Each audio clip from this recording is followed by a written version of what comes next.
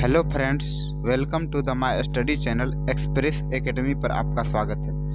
मेरे प्यारे बच्चों, आज के इस क्लास में हम सीखेंगे क्लास 10th हिस्ट्री का जो महत्वपूर्ण ऑब्जेक्टिव क्वेश्चन है। आज इसके बारे में हम सीखेंगे। तो चलिए बिना देर के हुए आज के इस क्लास को शुरू करते हैं। देखिए, पहला क्वेश्चन है, कहता है इटली तथा जर्मनी वर्तमान में किस महादेश के अंतर्गत आते हैं? तो यूरोप महादेश के अंतर्गत आते हैं। हम इसमें थोड़ा फास्ट खींचेंगे क्योंकि ये सब जो क्वेश्चन है आप लोग इससे पहले कभी न कभी पढ़े होंगे, और ताकि आपको कम समय में ज़्यादा चीज समझ में आ पाए। आगे कहता है कि फ्रांस में किस शासक वंश की पुनः स्थापना वियना कांग्रेस के द्वारा किया गया था? तो पूर्व वंश की स्थापना किया गया था। अगला प्रश्न कहता है मेजनी का संबंध किस संगठन से था? तो मेजनी का संबंध कार्बोनारी से था। आगे कहता है इटली एवं जर्मनी के एकीकरण के विरुद्ध कौन था? इटली एवं जर्मनी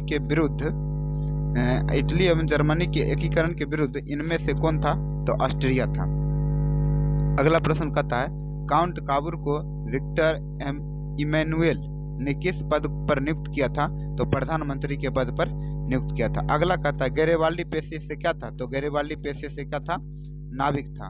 आगे कहता है जर्मन राइन राज्य का निर्माण किसने किया था? तो नेपोलियन बोनापार्ट ने किया था।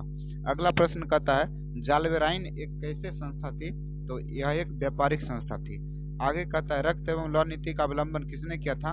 तो बिस्मार्क ने किया था। फ्रैंकफर्ट की संधि कब हुआ था? तो 10 मई, डेट लिख लीजिएगा, 10 मई 1871 को हुआ था। आगे कहता है नेपल्स की क्रांति कब हुई थी? तो 1821 ईस्वी में नेपल्स की क्रांति हुई थी। आगे कहता है चार्टिस्ट आंदोलन कहाँ हुआ था? तो इंग्लैंड में हुआ था। चार्टिस्ट आंदोलन कहाँ में हुआ था? चार्टिस्ट आंदोलन इंग्लैंड में हुआ था। अगला प्रश्न कहता है यूनान को एक स्वतंत्र राष्ट्र घोषित कब किया गया था?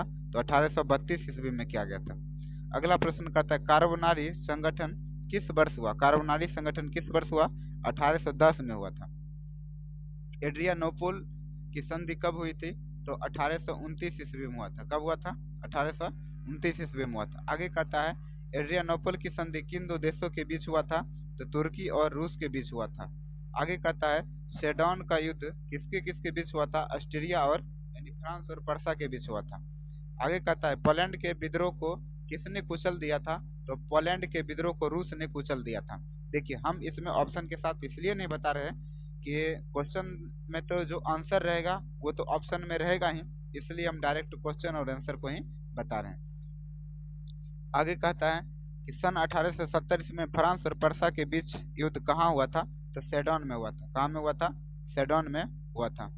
अगला प्रश्न कहता है यूरोप वासियों के लिए किस देश का साहित्य एवं ज्ञान विज्ञान प्रेरणा स्रोत रहा है? तो उस देश का क्या नाम है? यूनान। आगे कहता है युवा इटली संस्था का विकास किया था। किसने किया था? मेजनी ने किया था। बिस्मार्क निम्नलिखित में से क्या था? बिस्मार्क जो था एक कूटनीतिज्ञ था। आगे कहता है सार्डिनिया पिडमांट का शासक कौन था? यह था विक्टर इमैनुएल। आगे कहता है कि यूनानी स्वतंत्रता आंदोलन के दौरान कौन ब्रिटिश कवि शहीद हो गए थे?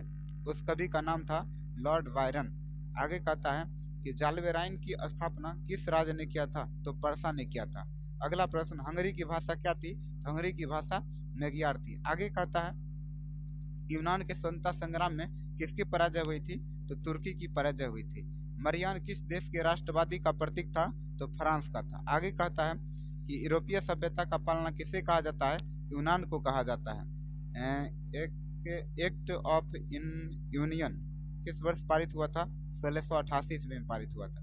आगे कहता है 1789 की फ्रांस की क्रांति के समय वहां का राजवंश यानी किस राजवंश का शासन था? तो बुर्बो वंश का शासन था। आगे कहता है नेपोलियन संहिता किस वर्ष लागू की गई थी? 1804 ईस्वी में लागू की गई थी। जर्मनी के एकीकरण के लिए बिस्मार्क ने कितना युद्ध किया था? तो बिस्मार्क ने 3 युद्ध किया था।